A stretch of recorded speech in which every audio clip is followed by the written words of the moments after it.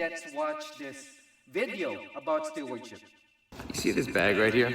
This bag was a gift from my wife a few years back when I started real estate sales. This is my bag. Or is it? See, some might say that this is my bag, that I own this bag. I look at this. Listen, this bag, I love this bag. It's gonna end up in the trash someday. I don't own this thing. I'm just stewarding it for right now. Whether I give it back this year, next year, or 50 years from now, someone's gonna get this bag and it's gonna end up in the trash. So I'm just the steward of it for right now. So what are you doing with what you've been given? Everything that you've got has been a gift. So what are you doing with it? Are you holding it like I own this and I wanna hang on to it?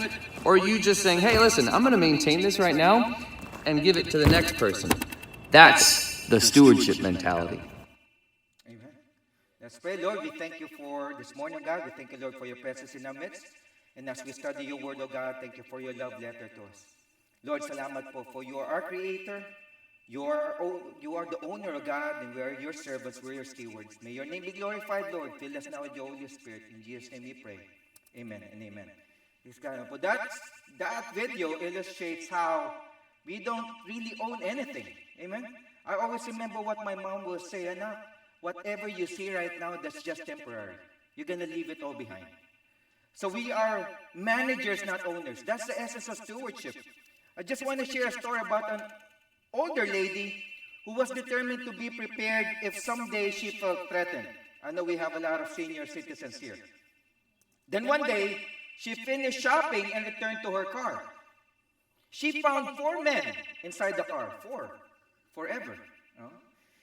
4 men inside the car. She dropped her shopping bags, drew her handgun, and screamed, I have a gun, and I know how to use it. Get out of the car. The men got out and ran like crazy. Oh, just think about it. An old woman having a gun, you're going to be running.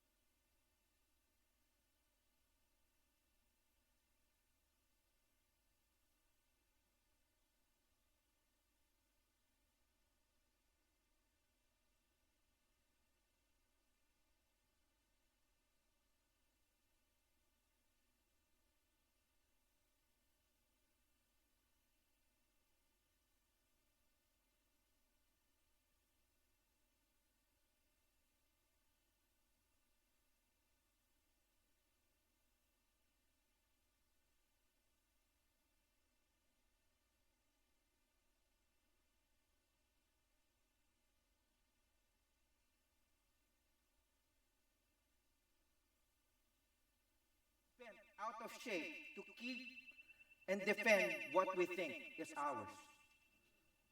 But God is calling us to think differently, to be stewards, to just faithfully manage what God has given us. Amen? So we are stewards of God's supplies. Faithful stewardship. Lord, how do you want me to manage the supplies that you have given me, the riches that you have given me? I know when my dear Pastor Ben gave me this topic, I was like, Lord, am I really fit to preach this one? So I was just praying though, the whole time I was preparing this.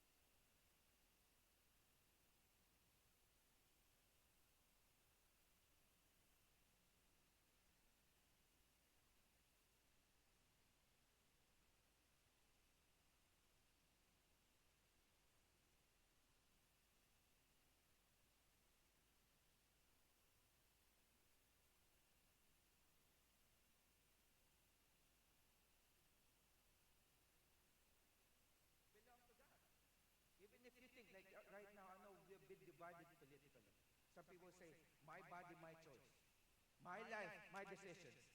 But if we will have that mentality that we're just managers, we always say, Lord, may your will be my will. May your will be done, not mine. But we still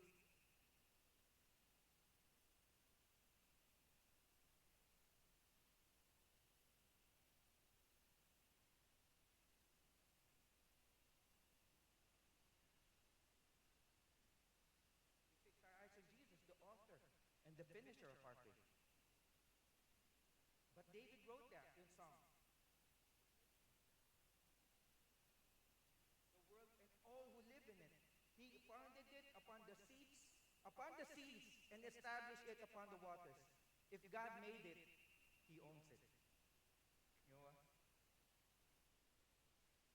The English word economics or economy comes from the Greek word oikonomia, which is made up of two parts. Oikos means house or household, and nomos which means law.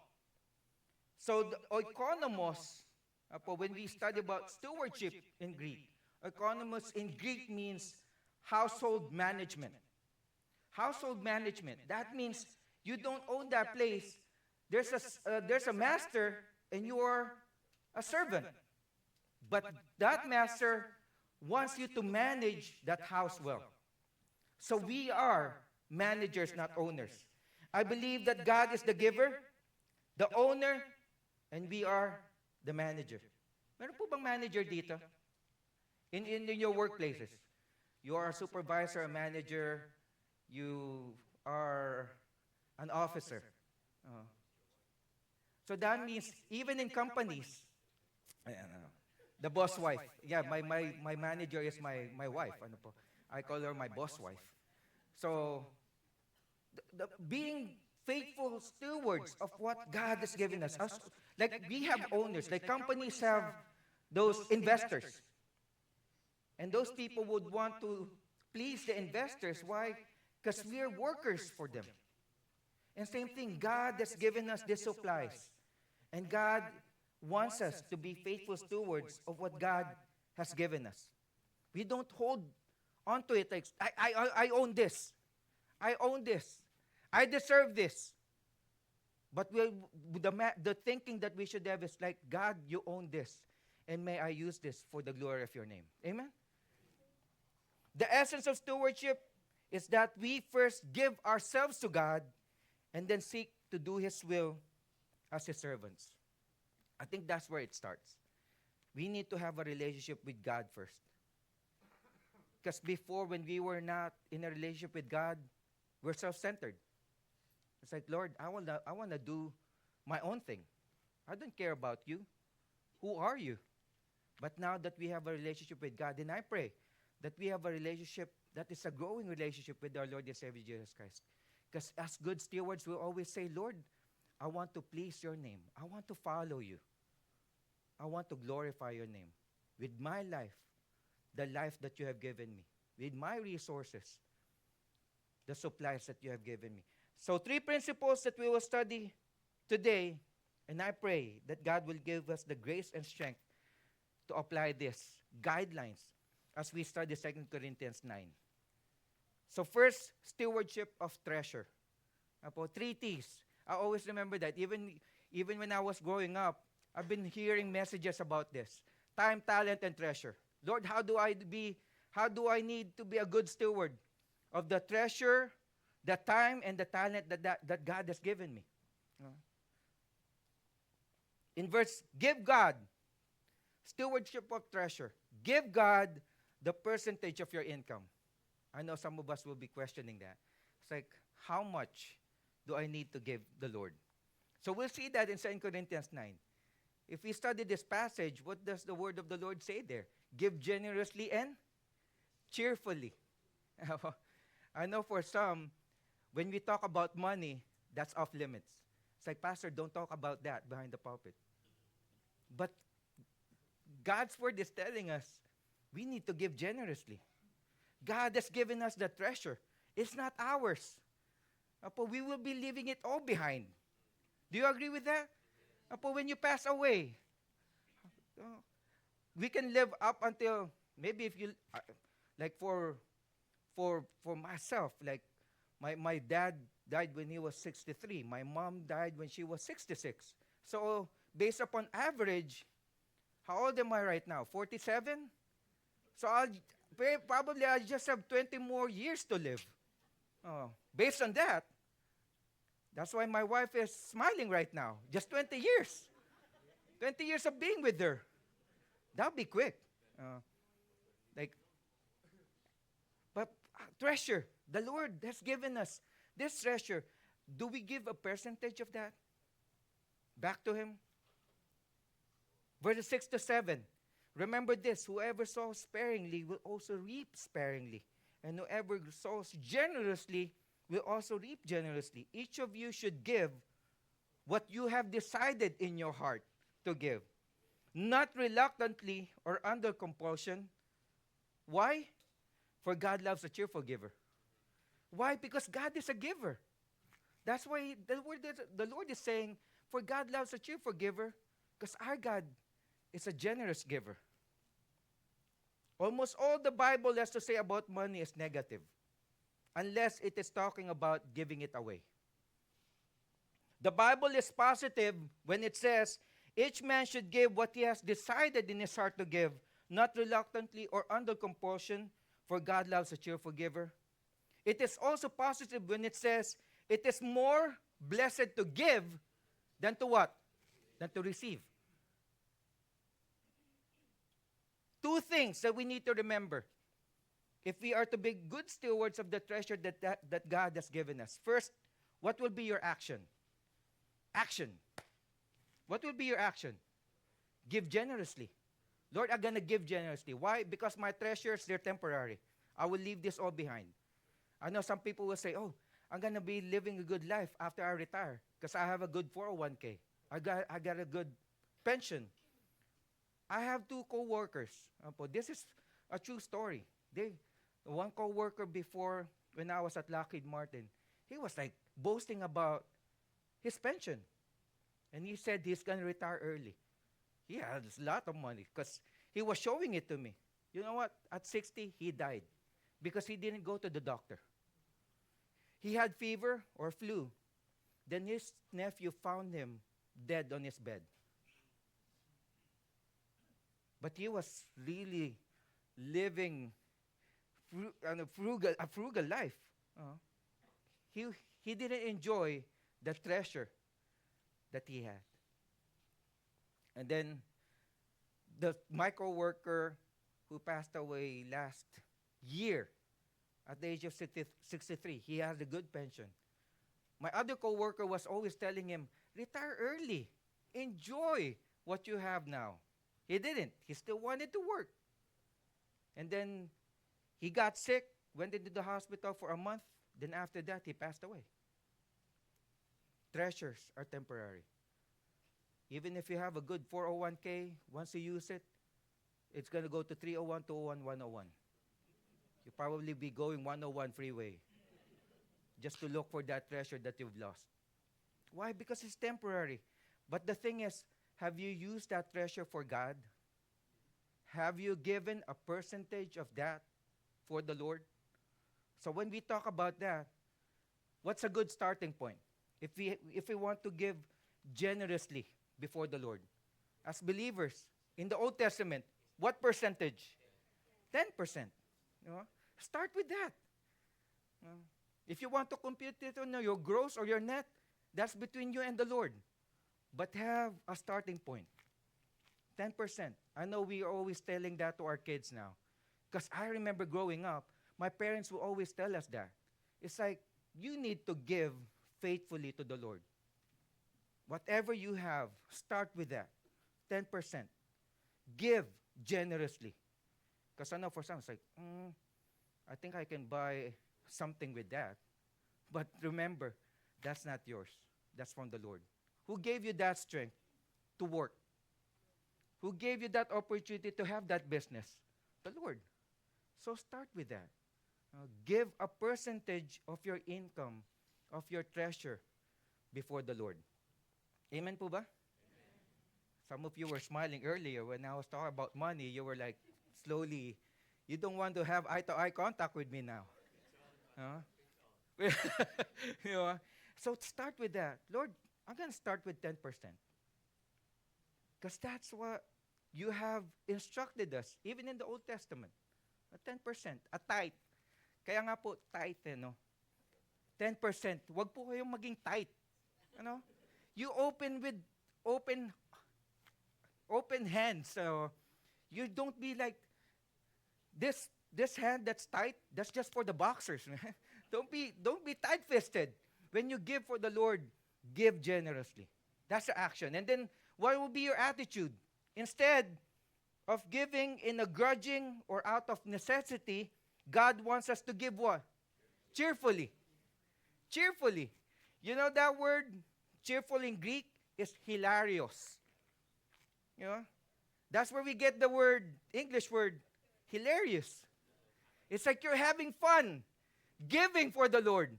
You're having fun giving for the Lord's people. You're having fun giving for other people. It's like, wow, Lord, salamat po. You're smiling while you're sharing. Hindi yung, grudge, man, I don't have money. You have money. Maybe you're the answer to God's prayer for someone who's praying for resources in his or her life. Amen? It's like use the treasures that you have for the Lord. Give cheerfully. That's why when I asked for my wife, babe, I need to buy an electric mountain bike because I want to exercise.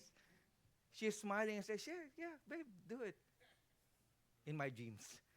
No, just kidding. She's generous. So, smiling while sharing. The Bible constantly warns about the spiritual danger that is caused by having money and loving it and not sharing it. You know, we have a lot of warnings from the Bible. True giving, before I proceed, true giving comes from a happy heart, and it also gives us a happy heart. Hindi lang po McDonald's, a happy meal.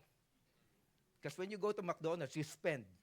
But if you give generously and cheerfully, you're sharing while smiling, then true giving comes from a happy heart, and it also gives us a happy heart. So what's the warning? When we love, I know, I've heard that before. Money is the root of all kinds of evil. No, that's not in the Bible. The love of money is the root of all kinds of evil. I just want to correct that. Because even some believers, I hear that. It's like, oh, money is the root of all kinds of evil. It's like, show me your money and I'll get it. Give it to me. But the love of money is the root of all kinds of evil. Why? Because a lot of people have, like, because of greed, doing something illegal just to have money, have led themselves into a lot of pain. And even other people are affected. I know some people, even in church, maybe you are one of this, so don't worry, we'll not be judging you. A lot of times, I heard these words, if only I win the lotto, then I'll give to the church and to the community. Meron po bang tumataya sa lotto dito? Don't raise your hand, don't worry. We'll be praying for you. But, if you win, don't forget to give for the Lord and for the church, okay? You will not ask where it came from. I'm just kidding. Baka po ma-discipline po ako dito. It's not bad. But you know, there's a lotto curse. If you are really buying that and you win, there's a lotto curse. A lot of people who won the lotto, they end up divorced, they end up being addicts or separated from their families. Or even some of them, like, committed suicide. So that's what happens if you have a lot of money. So if you have a lot of money, go share it. Go share it so that you don't end up sad in your life. Sharing. Give it cheerfully. Where do we find that verse? 1 Timothy 6:10. For the love of money is the root of all kind of evil. Some people eager for money have wandered from the faith and pierced themselves with many griefs. Wandered from the faith because of money, because of the love of money. Then Hebrews 13:5, it says, keep your lives free from the love of money and be content with what you have, because God has said, never will I leave you, never will I forsake you. And then our Lord and Savior Jesus Christ himself said this in Matthew 6:17. Do not store up for yourselves treasures on earth, where moth and rust destroy, and where thieves break in and steal. But store up for yourselves treasures in heaven, where moth and rust do not destroy, and where thieves do not break in and steal. For where your treasure is, there your heart will be also. No one ever ruined their character by being too generous. But many people have ruined their character because of the love of money, because of being greedy. You know? A lot of people love generous people. But greedy people, a lot of people will be hurt when you love money, because it's the root of all kinds of evil. Where is your treasure? Where is your treasure right now? If I may ask that question, where is your treasure? Is it invested in yourself, in possessions or pleasures? Is it hidden away in banks and securities and investments? Or have you invested a percentage of that for the Lord's work? I know we talked, the pastors when the elders have talked about that. Lord willing, because when we outgrow this place, then we're going to be praying for a bigger building. And that's where the generosity of fellow believers in Christ that go here in Forever Community Church will be tested. Like, Lord, the money that I have, this is just temporary. I will give it for the Lord's work and for his people. How we give demonstrates whether we are trusting God or whether our securities lie elsewhere. But for me, in my household, I always say, what we have here is just temporary. I will always give my best for my Lord. Why? Because I look forward to that time that I will be in his presence for eternity. Second, stewardship of time. I need to be a good steward of time, especially when you're preaching, because if you preach for an hour, you will not get to preach again. So I'll make it short. Give God the prime hours of your life. The prime. Give God the best of your time. Amen? Kung Amazon nga po, may prime eh. You even paying for it, for membership. Give God the prime hours of your life. Verses 8 to 11. And God is able to bless you abundantly, so that in all things, at all times, having all that you need, you will abound in every good work. God says we should treasure time as a valuable commodity, because most of us work 8 hours, even some more than 8 hours. Some of us want to work overtime. I'm going to have more money if I work overtime. But then we forget, Lord, I'm not spending enough time with you now. It's like overtime is more important than growing in my relationship with God. Start giving your prime hours glorifying God and doing good to others, because you know you're doing it for the Lord. Amen? Like what you're doing right now. When we gather together in worship, you're giving your prime hours to God. Because this is a corporate worship. And you're saying, Lord, I can be someplace else. I can be in the mall. I can be in a casino, gambling away my money. I can be someplace else, so I'll be entertained. But you guys, brothers and sisters in the faith, you gave your prime hours to the Lord by being here in corporate worship. Why? Ilang oras lang po? How many hours will we be here? 2, 3 hours? Depends on if I'll extend my message. 2. But those are prime hours. Like, Lord, I want to be with you and with your people. That's my the prime hour of my life, Lord, I want to be able to give to you. Anytime is the right time to share your time to God and with others. We see that very clearly in verse 8. And God is able to make all grace abound to you so that in all things at all times, having all that you need, you will abound in every good work. The problem lies in we are not really giving our time, the best time of our life before the Lord. Why? Because we always think about the money. We always think about ourselves. We always think about our wants. But God is faithful to provide for our every need. Amen? That's what the word of the Lord says. God is able to make all grace abound to you so that in all things, at all times, having all that you need. God is saying in His word, He didn't say, I'm going to give you all your wants. Why? Because sometimes your wants are not according to the will of God. So that's why God is faithful in providing for our every need so that we can do good work to other people. So that other people will be glorifying God because of what you do for those people around you. Let's look how valuable time is. To realize the value of 1 year, ask a student who failed a grade. Do we have students here who failed a grade? Who's going to need to go back again for 1 year? Don't raise your hand. We'll be praying for you. To realize the value of 1 month, ask a mother who gave birth to a premature baby. It's like you've been praying, Lord, I have a premature baby. Just short of a month or 2 months. That's how important it is. How valuable is 1 hour? Ask the businessman whose flight was delayed an hour and he missed an important business deal. How valuable is 1 minute?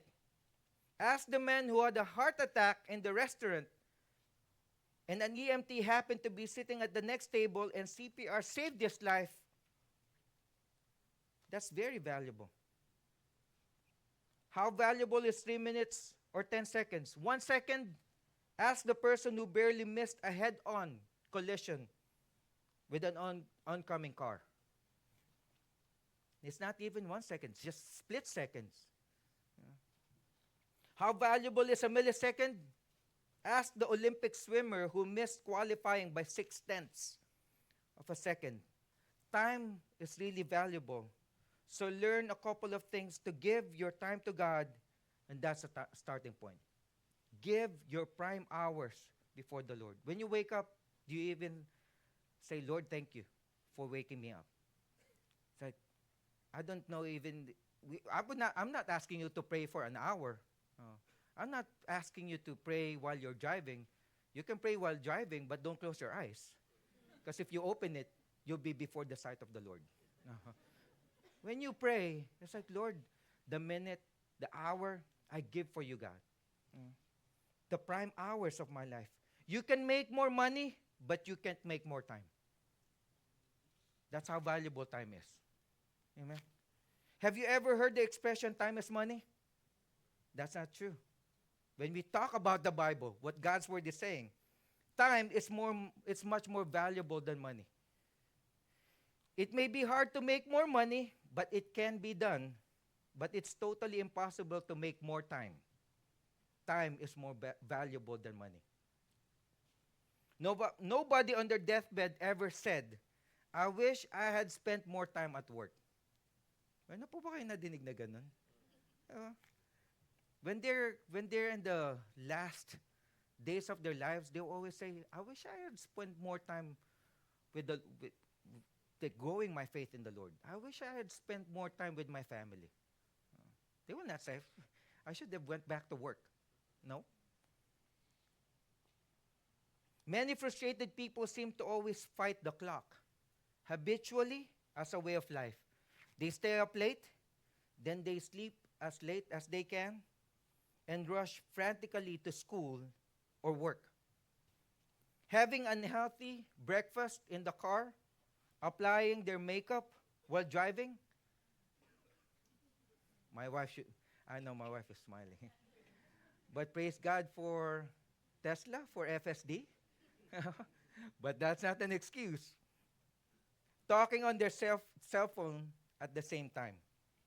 As we study Jesus' life, we should be amazed that he never seemed to be in a hurry. If you be reading the Gospels, he was not in a hurry. Although he was doing the most important job in history, redeeming you and me, sinners. And although he knew he had few years to do it,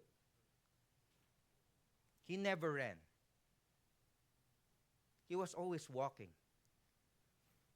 He made time to minister to the multitudes, heal and feed them. He had time to put his hands on little children and bless them. Time was his friend. The Bible gives us some great insights into how time can be your friend rather than your enemy. Basically, God exists in a realm that is not bound by time or space. God doesn't wear a Rolex or even a Timex, because God is above and beyond time. He is the creator of time, and he is greater than time. So the first step in making time your friend is to totally immerse yourself in God. Because when we breathe our last breath, we will spend time with God, if we have a relationship with our Lord and Savior Jesus Christ. Let us be good stewards of every moment that God has given us. I know this really stuck in my mind and in my heart when I was watching this cartoon, like Kung Fu Panda. When he said this, yesterday is history, tomorrow is a mystery, today is a gift. That's why it's called the present. So enjoy the moment. Be a good steward of your time before the Lord. And then third, stewardship of talents. Give your priority effort to God. Verses 12 to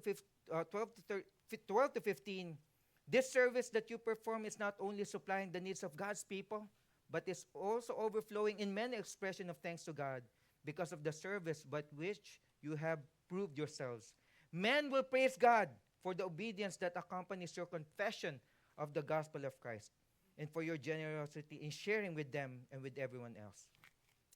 I know I heard this from our dear talented Maestro Bay. But when we were talking, he said, Pastor, you know what? The best ability is availability. Amen? Because even if you're good in doing something, you're a professional in doing something, but if you're not available to give and to serve with your talents, then that's meaningless. That's worthless. So I was really hit by that. A professional drummer, but he said, you know what, Pastor? The best ability is availability. God has given us gifts that he wants us to use the moment we become children of him. I believe with all my heart, if you're really a child of God, God has given you a gift, a talent, and ability. So use that for God's glory. What's our responsibility as God's stewards of God's supply? We read that in verse 12. This service that you perform is not only supplying the needs of God's people.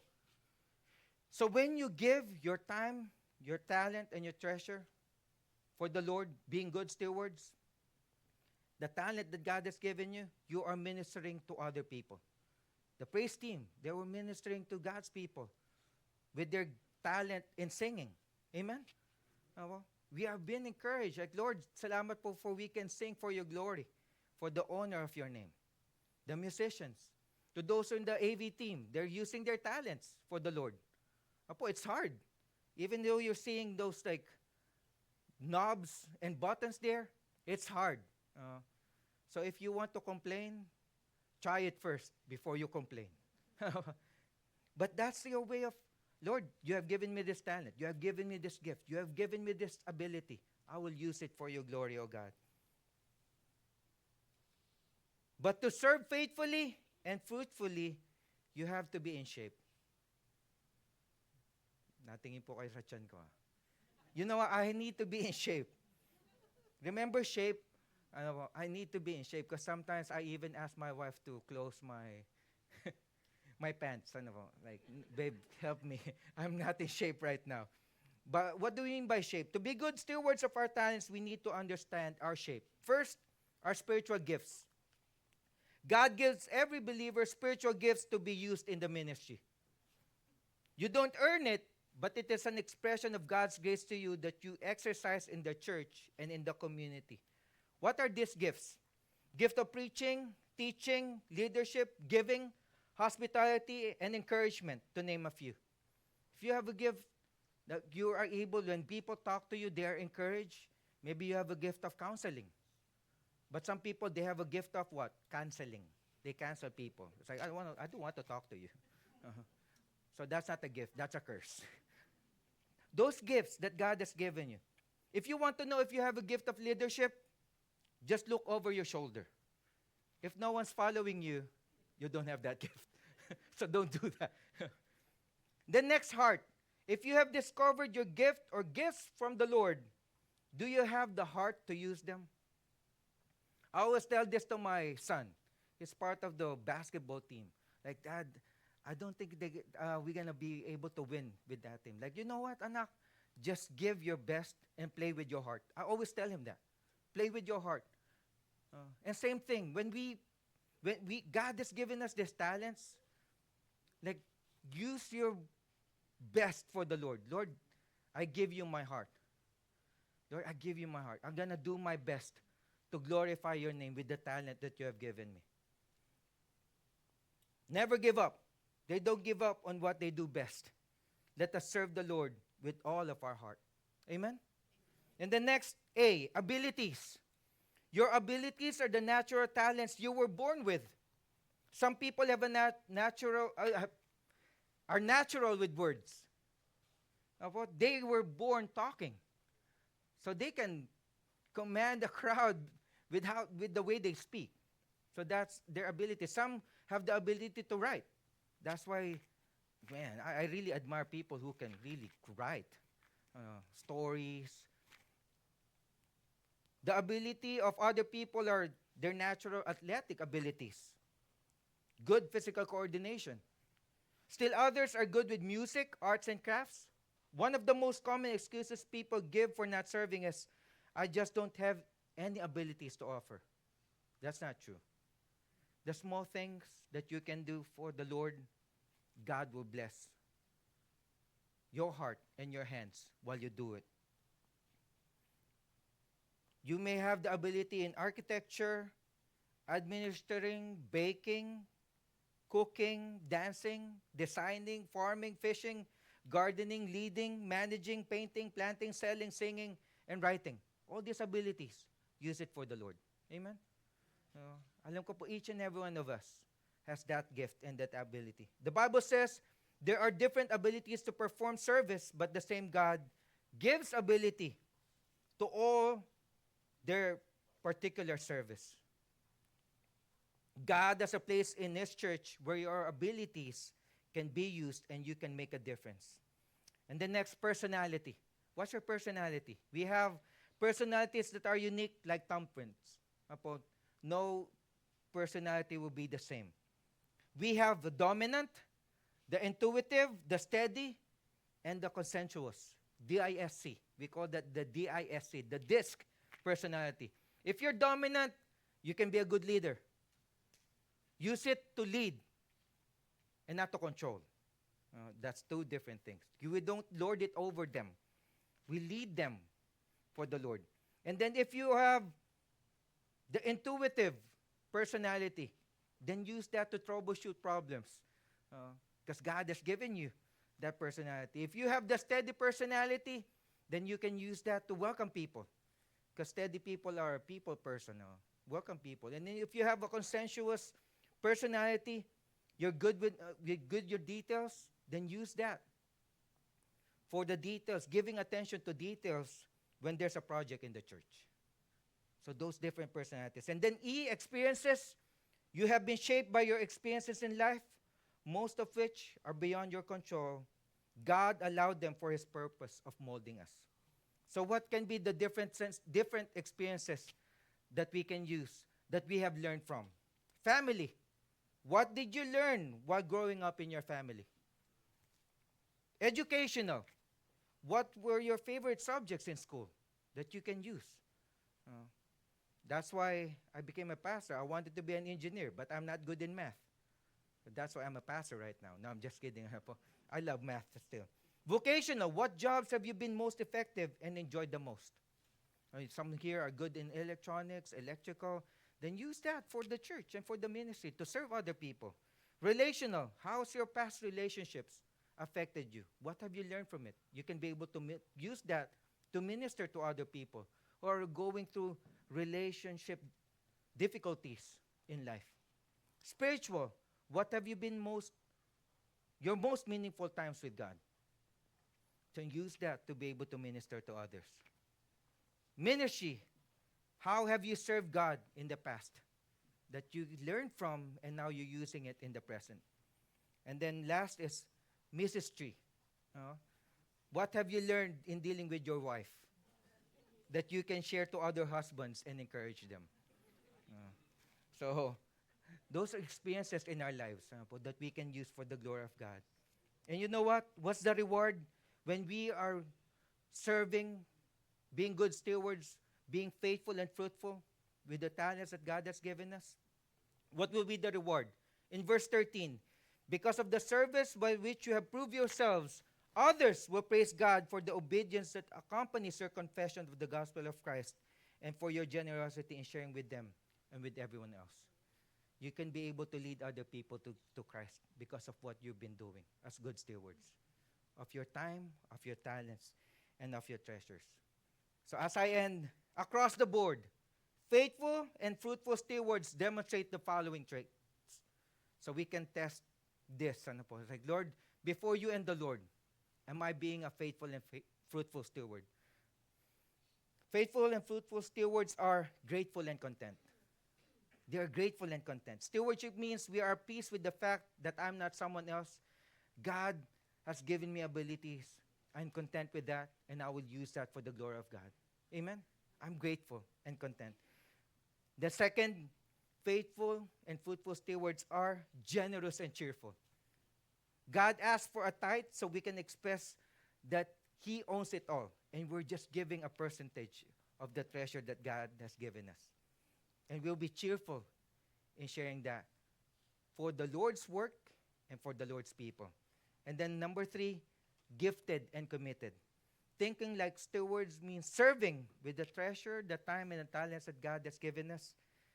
Lord, thank you for your gift, and I will commit to serve you faithfully until that day where I'll be with my Lord and my God forever and ever. I would like to close with 2 Corinthians 24:24.